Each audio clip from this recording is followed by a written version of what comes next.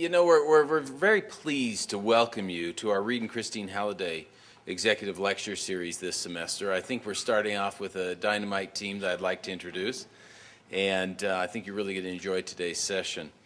Let's go ahead and start with Dave. David Williams currently serves as the Chief Executive Officer, overseeing all aspects of Fishbowl, the company day-to-day operations, and he brings 30 years of professional sales experience in multiple industries where he has consistently been the top sales performer.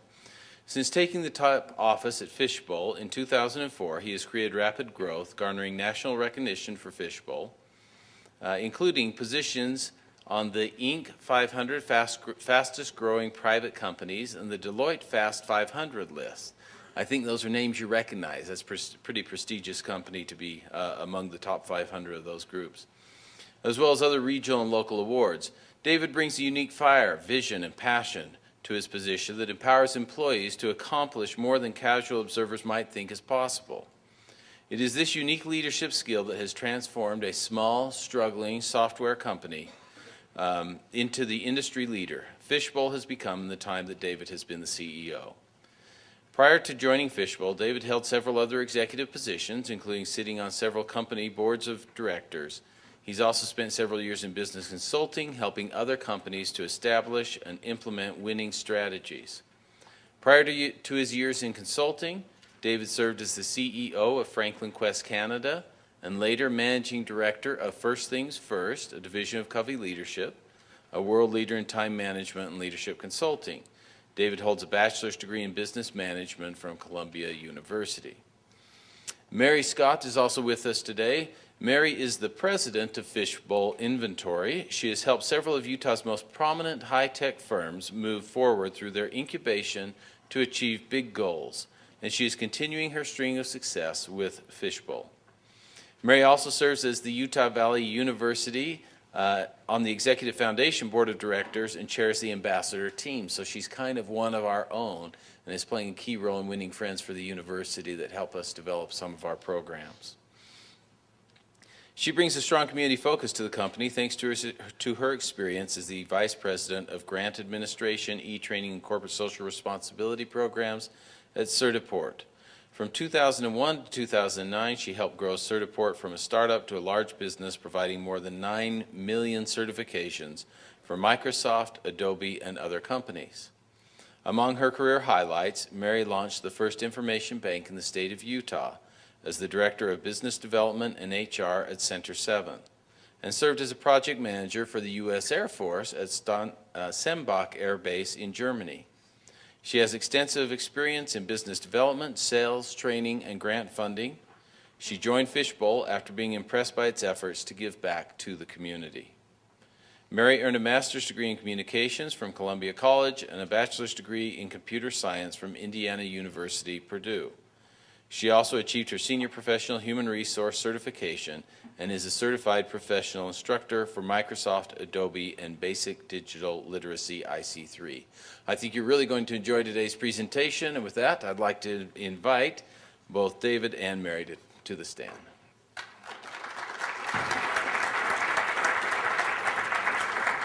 Thank you. Can you hear us okay? All right. Well, it's great to be with you today, and want to thank Dean Wright and Assistant Dean Beckham for inviting us to be with you. We're really going to have fun with you today. It's going to be interactive. We brought a football, and we're going to toss the ball to you because we want you to participate in the discussion. We may have had some experiences, and we may have some answers to your questions, but we don't want to force the questions upon you. It's a pleasure also for me to be here with Mary. As you heard, her track record is very impressive. And it was important to have somebody that looked decent on the stage as well. So that's why, fortunately, she's here with me as my partner and as president of Fishbowl. Maybe we can tell you a little bit about Fishbowl to start. Fishbowl is a software producing company.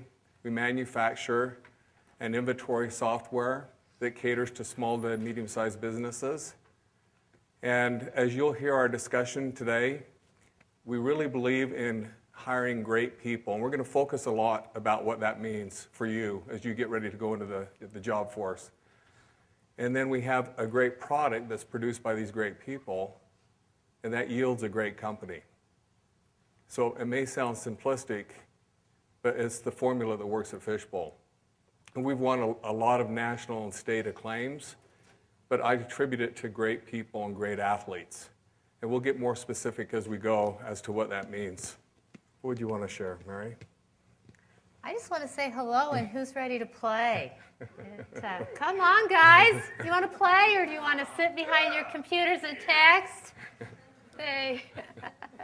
You're going to have so much fun in this hour, you won't believe it. So put away your computers, turn off your cell phones, and come play with David and I. Because we're going to teach you about the game of work. And we take our play very, very serious. Like I think you take your lights. Whoa. Is that the Utah Valley University shine? Y'all look pretty amazing, except for the light. Okay. I don't know, David. I don't think they're ready to play yet. Come on, I see someone over here. Do you want a job? You want to come play with us?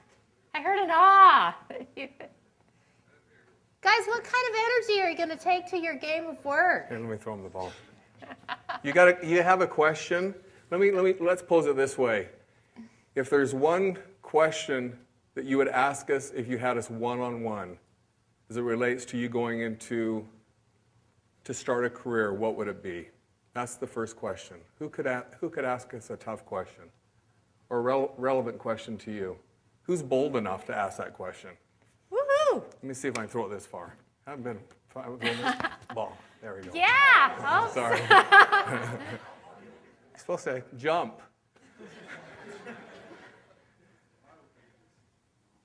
You know, on that point, if you look at a team, we have 4 non-negotiables at Fishbowl. One is you have to believe in Fishbowl, the leaders and the people. If you can't believe in those 3 things, you can't play with us. You also have to trust in the leaders and the people and the things that we do as a company. If you can't trust, you can't play. You also need to be loyal to one another. Your colleagues, you don't talk behind people's backs. You go to the source if you have issue. And you're loyal to the mission and vision of the company. You're going to have your chance to stay up there. And then the 4th one is commitment. If you cannot commit to Fishbowl and our objectives, then you shouldn't play. So that's why we're going to use football as a metaphor today, and analogous to how we play business, because it relates so much to Fishbowl. When you didn't catch the pass, because it was not a good throw by me, but it's important for me to know when I throw the ball at work that Mary's going to be at the spot that the ball's thrown to. I know her so well because she has the 4 non-negotiables imprinted upon her heart and mind. I trust her impeccably. She has the skill set. She's never let me down, and she'd do anything for the company. And so I can throw the ball to the spot, and she always catches it. You'll see that in a good quarterback that's worked so often with his receivers that he can throw it to a spot and know that his receiver will be there. The weaker average quarterbacks have to wait for the receiver to arrive before he's trusting. So I'm going to try one more time. See if I can do it. This is my son's football. Yay! Woo!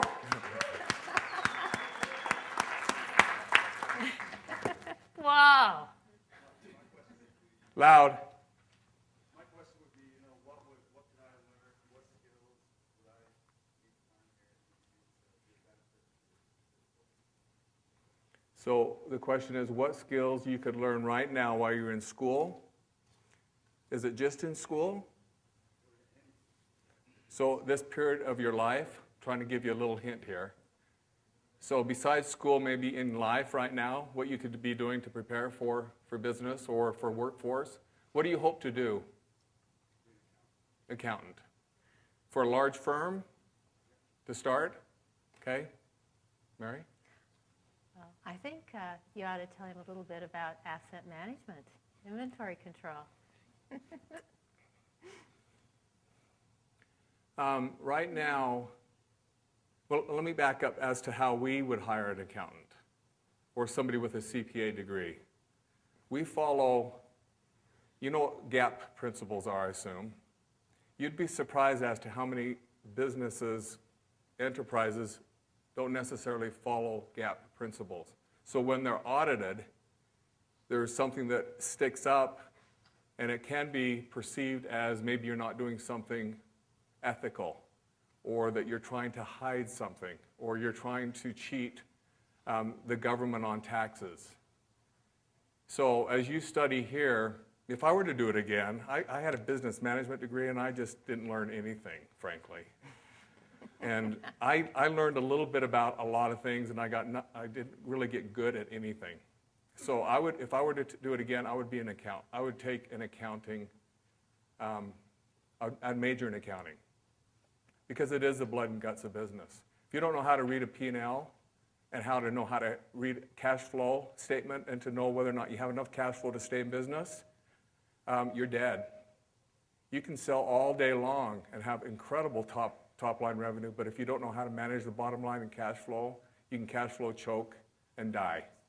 So as you're learning here, the way to put together the financial statements, you need to also learn as to how you manage and lead by those statements.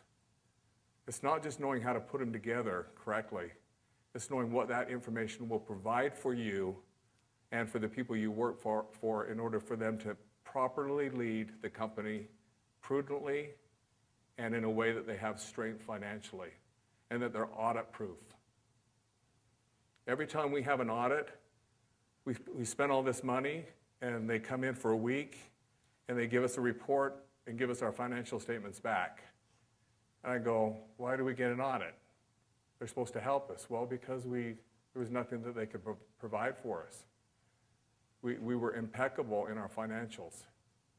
So I don't know if that helps you answer your question, if that kind of sidestepped it.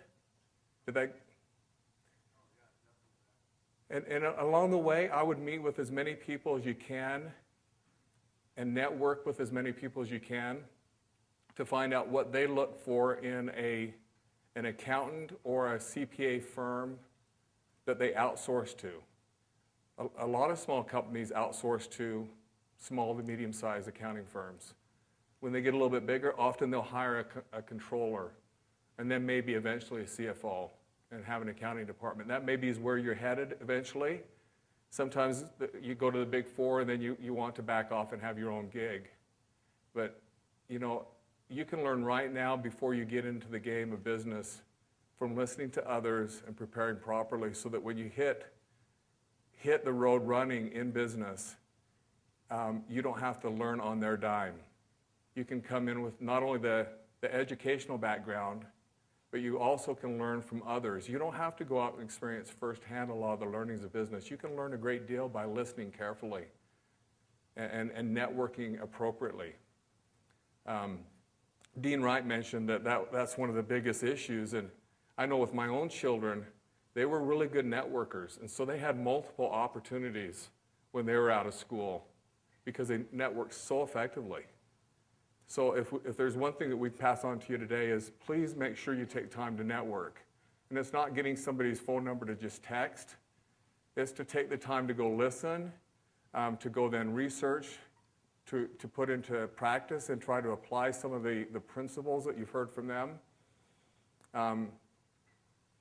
Just kind of keep a journal and some notes as to what you're learning along the way so that maybe it doesn't make sense now because you haven't practiced it. But when you get into business, you'll start to go, oh, that's what they were saying. And this is how I can be an incredible employee. And this is how I become an asset that's invaluable to my employer. And this is why they can't even pay me enough, because I'm so good.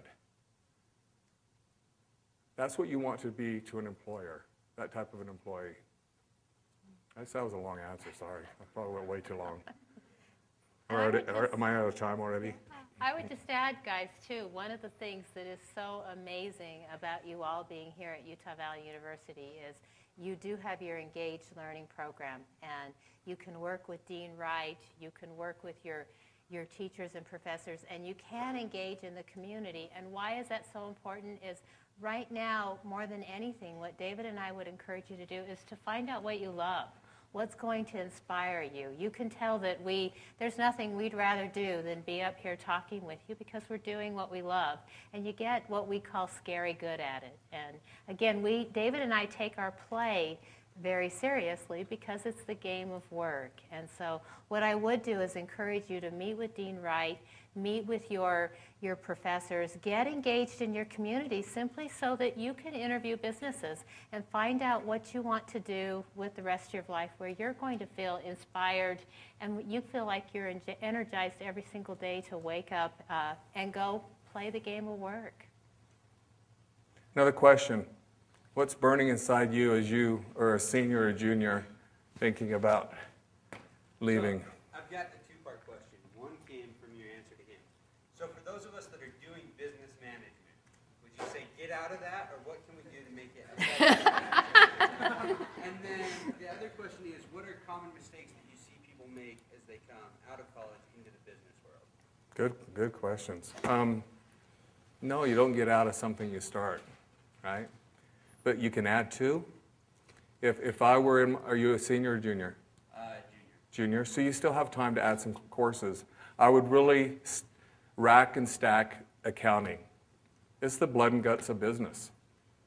If you understand how accounting works as it relates to business, that's part of the secret sauce of running a company, is understanding how to not only, again, make sure that the financial statements are put together correctly, but knowing how to then lead from that statement, or how to pull back, when to run fast, when to knock off some competitors by spending more, when to put a whole bunch of cash in your chest for a rainy day.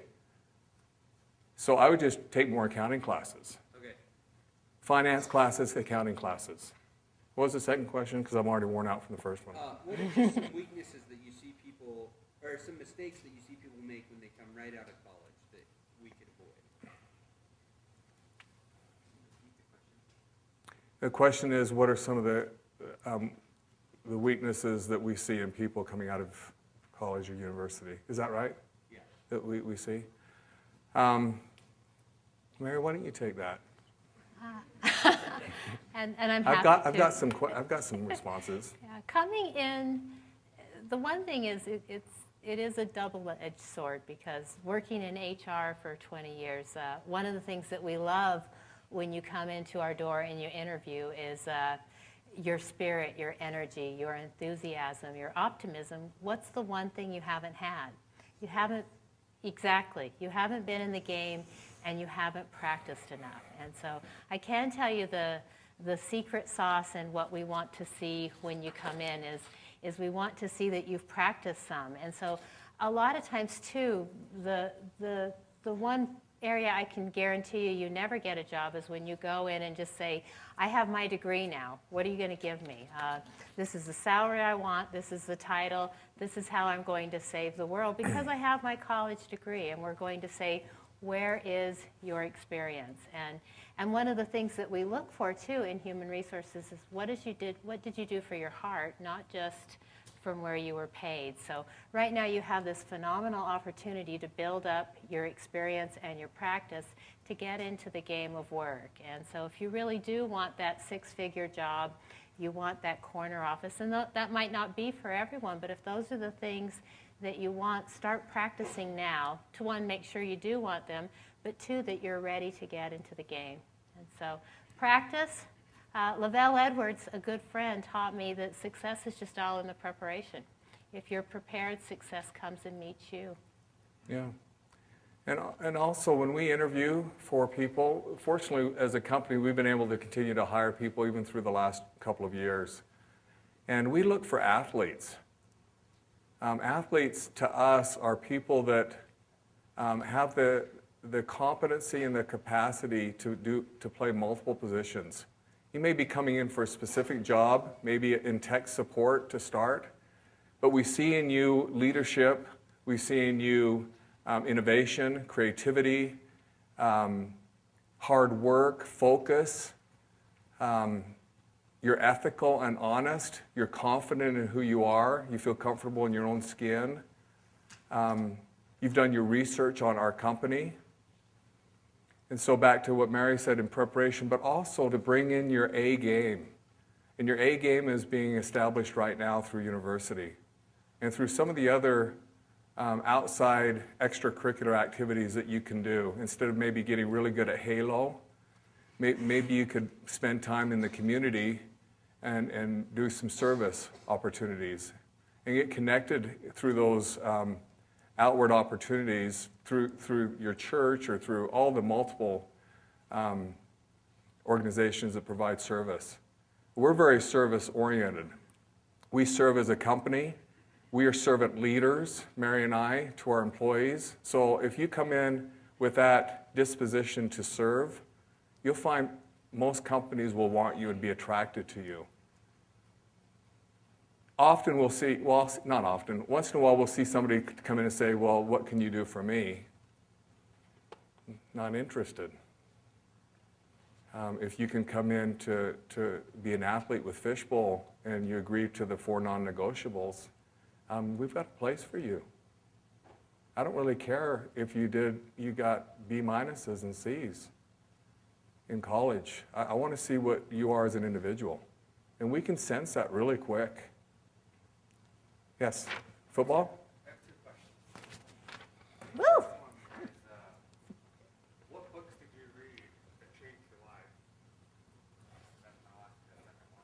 The second one is, they did a study on companies, and they proved that the things that the employee want the most, number 3 was pay, and 4 was a better relationship with their manager. Number 1 was their feeling of recognition and their feeling of being part of a company. And so my second question is, how, as an employee of Fishbowl, are we recognized, and how do we feel like we're part of the team? And like, in other words, like, what's going to make us stay? You know, why would we want to stay with Fishbowl, you know, after 5 years? Great questions, like 10 of them. Oh, me? Thank you. Nice catch. Nice. Use your whole body to catch that. Do you want to take a stab at that? I can, and I think, guys, one of the things you'll find is to be successful in business, the best book you're ever going to read is, believe it or not, Yourself and Others. So I can tell you everything I've learned, everything I know, it never did come from a book. I got a few ideas, but nowadays, too, in your world, you can Google and get information at your fingertips. So I'd encourage you all to get a little out of the books. And when I even change vocabularies, because I think if you want to have a great life, you define and carve out your destiny. And so the best book, my dear friend, I ever want you to read is Yourself, and I actually think it's going to be a bestseller. And so I read the book of Mary. It's very hard to file, and most might not want to read it, but it does start with service. And when I hear service, I hear adventure. And right here on your little campus, I shouldn't say little anymore, it was little when I started, but my service came from helping single mothers, because I saw these extraordinary women all over the state of Utah, and I thought, my goodness, look at these resources. If you can raise children, and again, these things don't come with a book to say a single mother could become a CEO. I just knew in my heart that that was a book, too, that I could teach them how to write their own books. And for each one of you, I want you to know David and I are reading you today. You're the book that we're interested in. I'm not interested in self-help, spiritual, Wayne Dyer, be one with myself, Zen. I'm interested in the book of you.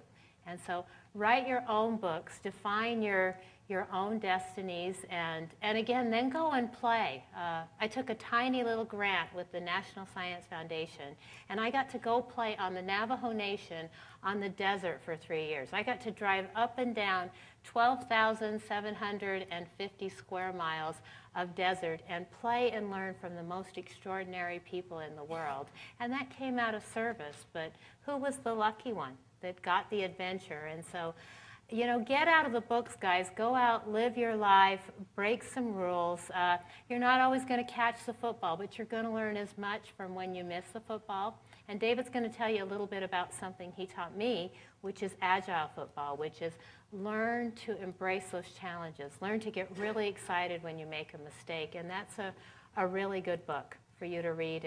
And I do want to apologize because I never do answer the questions the way they probably read in a textbook, but you know, I have said lately I just don't care because these are the books I want to read today. And so would you all write your own book? Yeah, good. Another part of your question was why would you stay at Fishbowl for some period of time? People stay at Fishbowl because they feel empowered. Mary and I don't yank the empowerment back. Often you'll see leaders or managers say, okay, you're empowered. Go forth.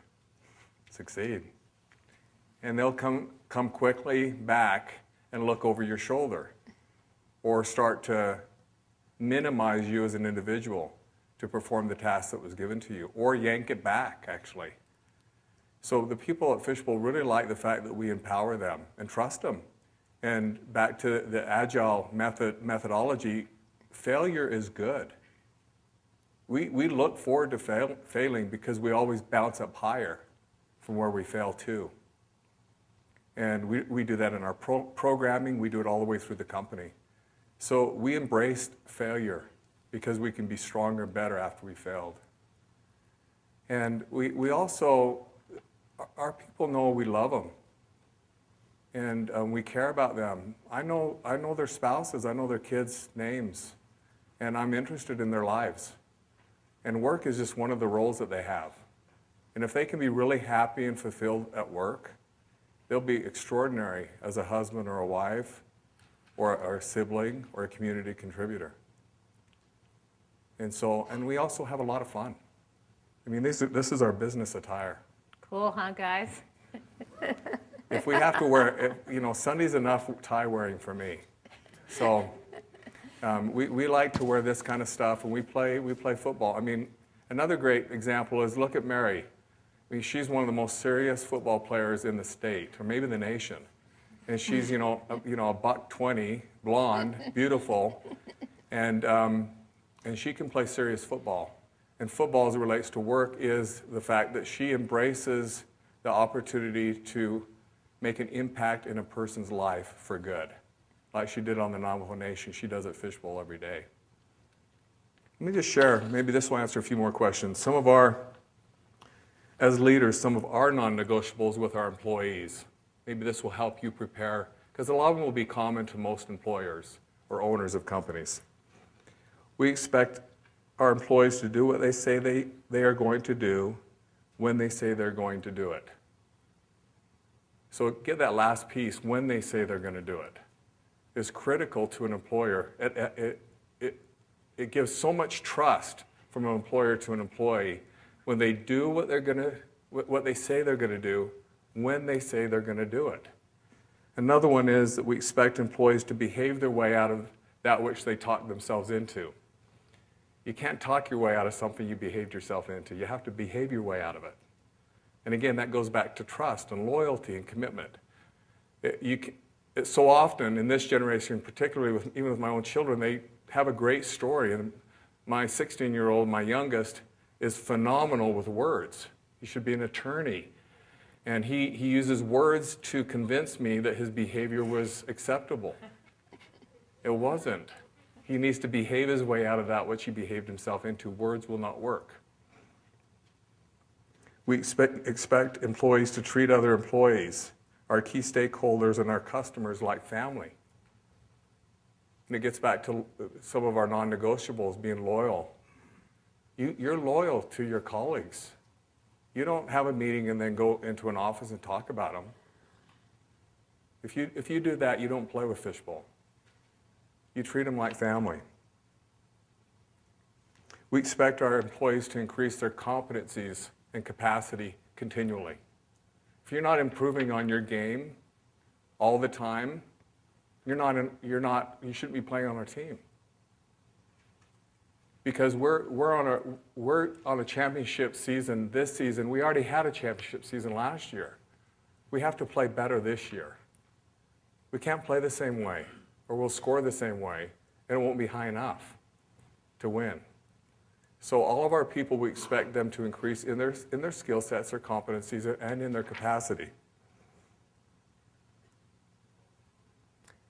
We like our people, maybe back to your question, we like our people to be entrepreneurial, to be creative, and to try things. Again, we don't expect perfection, but we expect people to treat the Fishbowl like it is their own company, and to protect it, to be creative, to think out of the box, to do the extra things for their employees and their colleagues.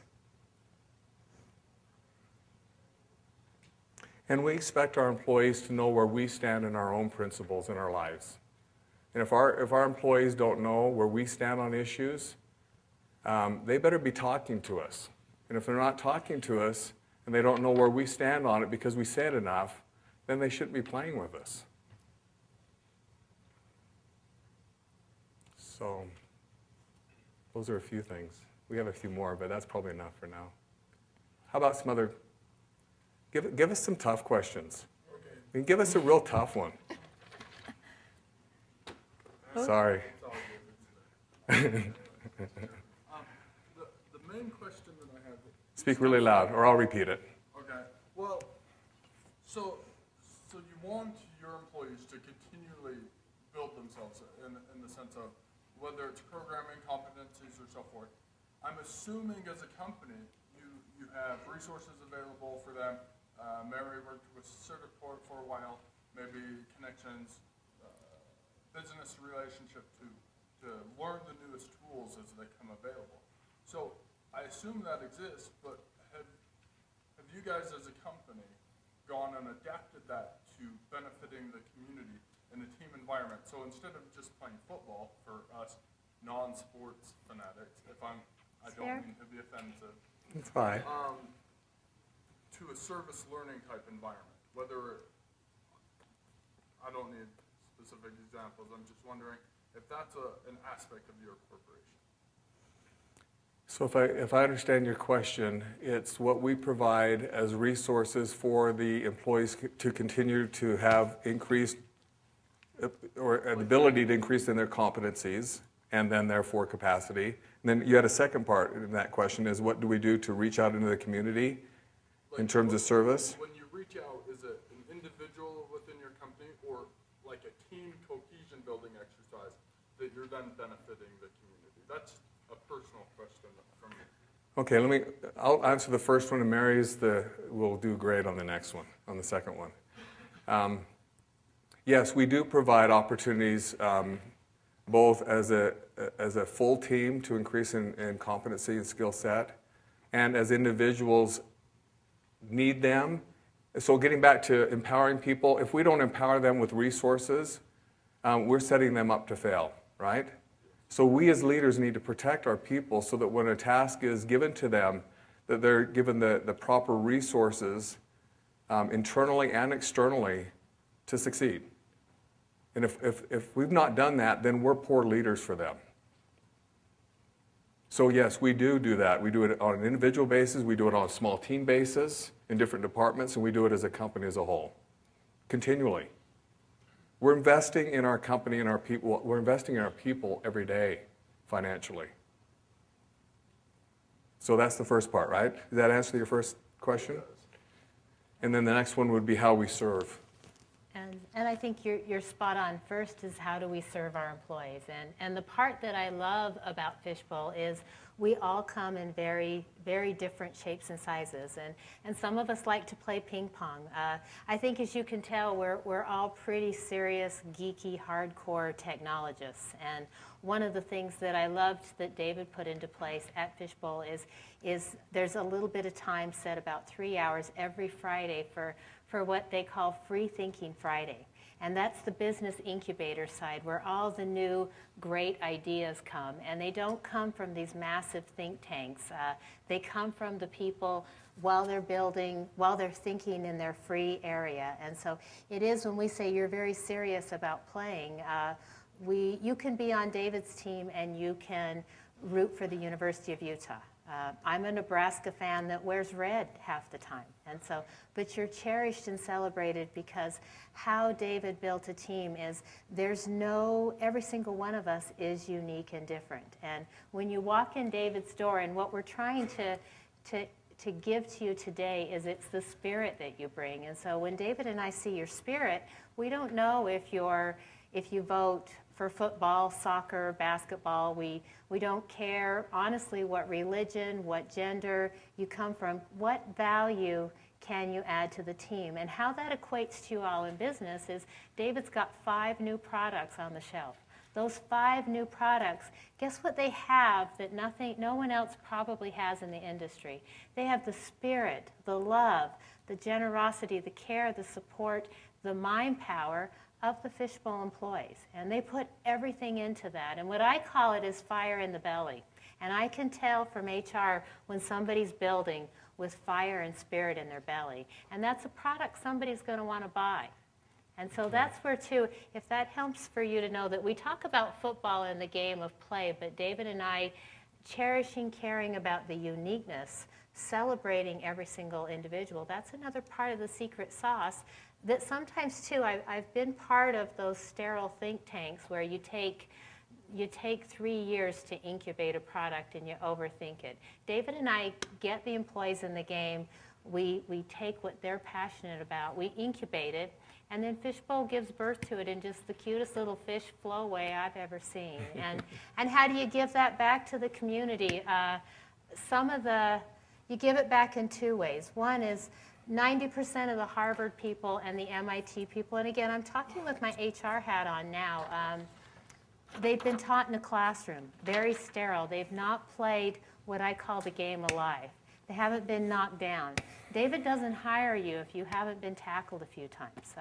We don't, honestly, if you're perfect, please don't apply at Fishbowl, because there's just not a place for you. But if you want to be human, you want to share with us that you've learned and grown from those trials and how we help our community. And again, I'd like to just share a beautiful story with you. As I transitioned out, I talked to David about, I just said I come with a lot of friends. I come with 500 single mothers. I come with 375,000 Native Americans. And I come with about 250 sisters that just hang out with me. And David said, open the door, Mary. There's room for them all here. And one of the ladies that no one else in this valley, we're talking to about corporate social responsibility. We always can put $10 in the raffle. We think we can buy corporate social responsibility. David shows it in his actions. One of the ladies in the valley that no one would hire, she's David's shining star. She finished our class, has her computer skills, and she is the face and the front of Fishbowl. If you come and visit us today, you'll meet a beautiful lady named Marilyn Bigney. So to talk to you about how this man takes care of his community, it's a doing game for David. Fishbowl just went out and built a full playground for the children of parents who, what would you call it, David? What's the appropriate word for the mothers that the Fishbowl playground?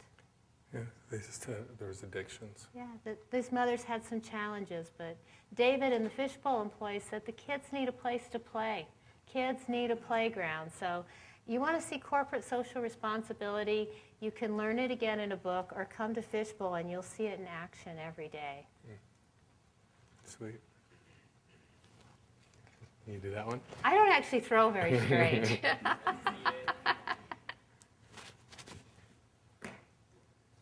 Good hands. Okay, my question is, I wish I was that tall. what ethical dilemmas have you come across in your experience in business? How did you handle it? And maybe a situation that, looking back on it, you wish you would have done it different? Ethical, where there's an opportunity to maybe make money, maybe in a way that's not quite perfect. However you would interpret that. Man, I can't even think of any examples because I'd never do it. I can give you one simply because it's when David tells you about how much I care about people, and we don't put it in ethical, but we should. What does it mean when we take from someone's spiritual bank account, when we diminish another human being? Is that ethical, guys, when we raise ourselves up because we've pushed others down? And you'll see that in business, that kind of winning. And that's not the kind of winning David and I are about, but we see, David and I see fear-based winning. We see people who get locked into million-dollar homes and single incomes, and they'll do things that they don't realize. All they have to do is step to the side and they can be free. And so the biggest thing I see ethically is that fear is one, an illusion. But two, and I hope you all think about it, and again, I'll go right back to Lavelle Edwards, and I'm not all BYU, but I like Lavelle. I think he's a hot guy. Lavelle says, don't even play if you're not going to be a good person. And what is a good person? It means, are you going to be able to live with yourself when you walk out of that room? And David and I both know a ton of leaders who, they have a big house, they have a car, they have a salary. Guess what? They're always hungry. They're the ones in a sense of poverty. And so as you look at your business careers, just know if that's what you plan on consuming, the reason you have to have a lot is you're always hungry. But passion, adventure, love, caring, service, those things kind of leave you full. And so I would ask you all, as you look at ethics, look at how you treat people, and to David's point, then ethics take care of themselves. And I think going back also, if you just make sure that to have full trust and honesty impeccably in your business dealings, you don't really come up against those issues. They just don't come to you, or you just ignore them, or they're not a temptation, or they're not something that the company's trying to have happen, and you have to bend a little bit. Just don't ever go there. Just always take the high road. You may lose a little bit here and there in the short run. You'll win big time in the long run. You will lose if you make those decisions along the way. And you'll diminish yourself, and you won't have great superstar employees that will stay around you. David, we have one over here. I think I can even throw it. Ready? Nice. Nice. Woo! Oh. Couple of questions, because I need to know a little bit about Fishbowl, I guess.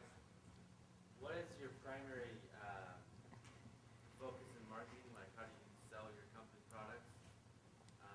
And then, I guess I need to know the answer to that to ask my next question. We primarily do it through our website. So how do you Most of them come through just doing good SEOing and having really a good marketing team that knows how to create a website and get traffic to our key words and phrases to then be introduced to what we have to offer. I mean, we sell to small, medium-sized businesses. That's millions of people.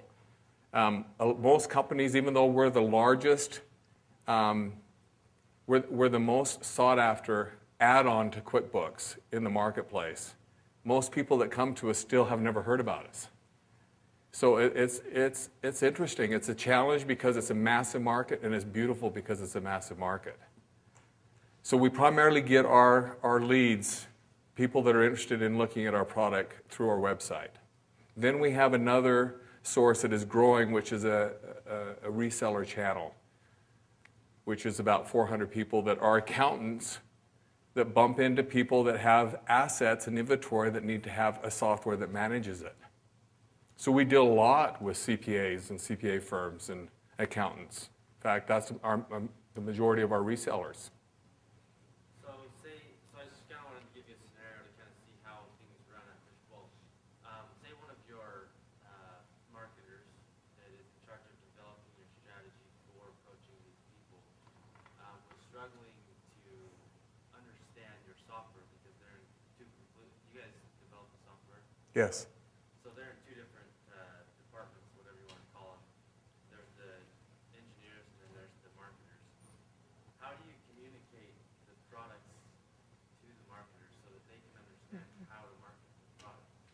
That's a great question, and I think you're going back to seeing, well, okay, you've got this one department called marketing, and they sit over here, and you've got a development team that sits over here, and you've got administration that sits over here, and you have a sales force over here, and how do these people collaborate and understand what we're doing, what the right hand is doing, what the left hand is doing? Specific to your question in marketing, how would they even know what the product is? Ours is very sophisticated software, and our marketers could sell it.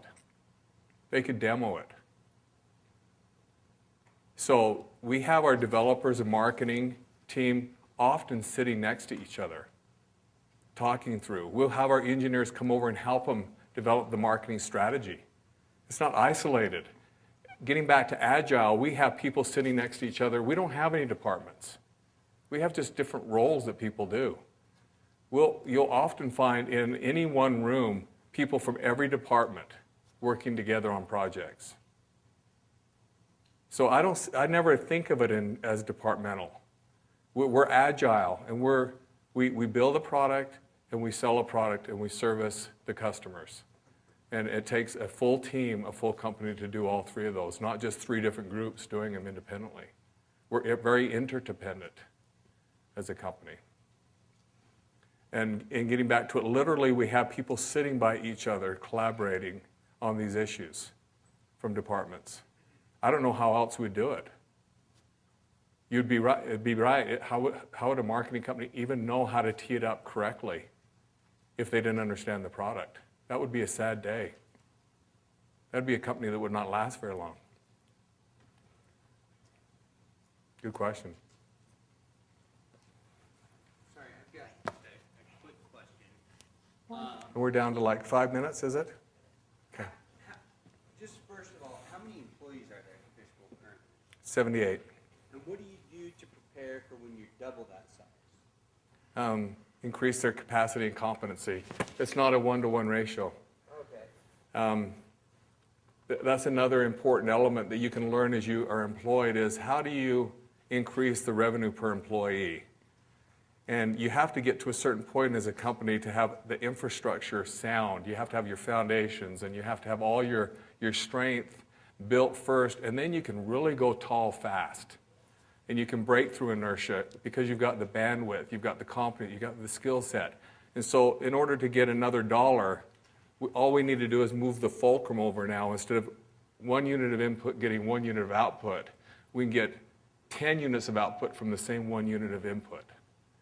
So we'll grow, I don't remember the right mathematical term, I think it's arithmetically from this point on, where we really see, what is it?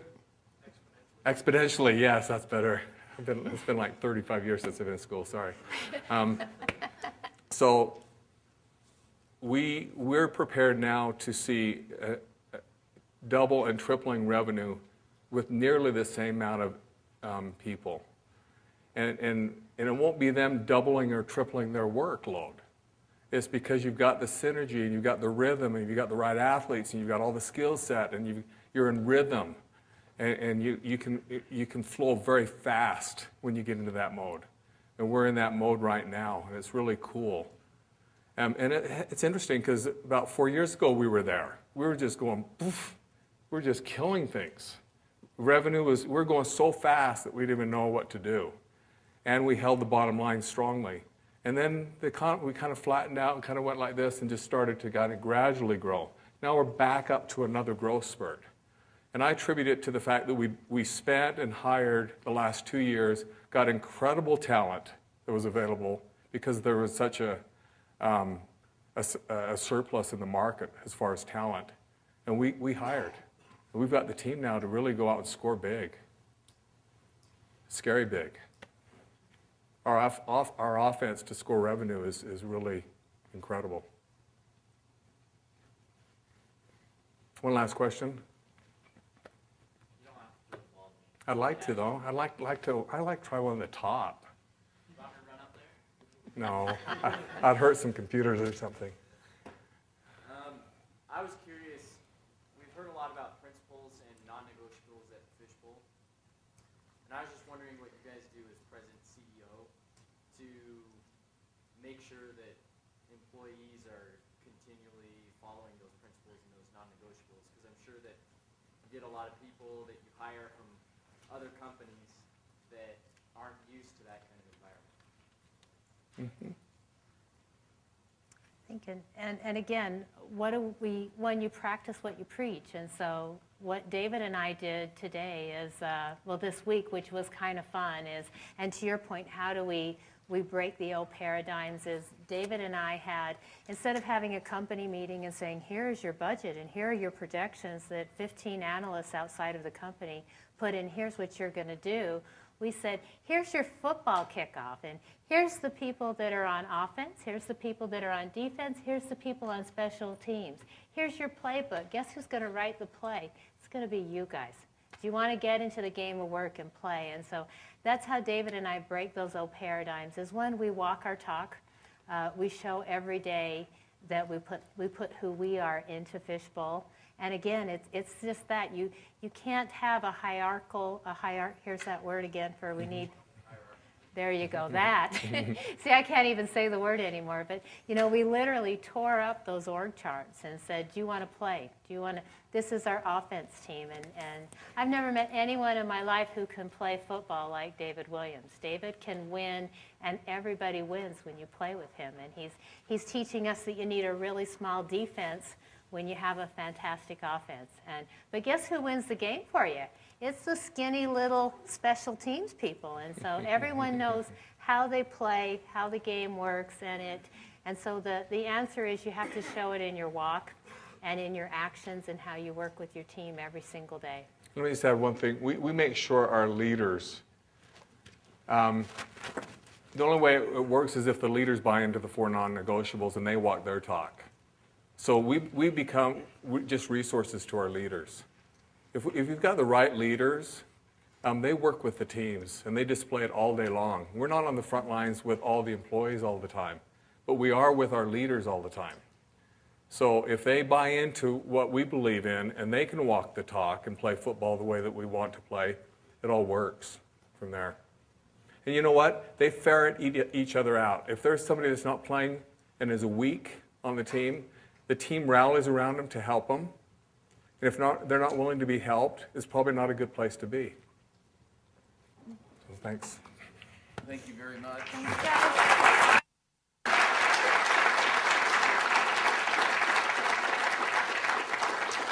We'd like to, now that you're comfortably seated, ask you to come back up here. And we'd like to thank you for participating on the UVU team today and for joining us here and working with these students to answer what were, quite frankly, some really good questions. So thank you very much. Thanks, guys.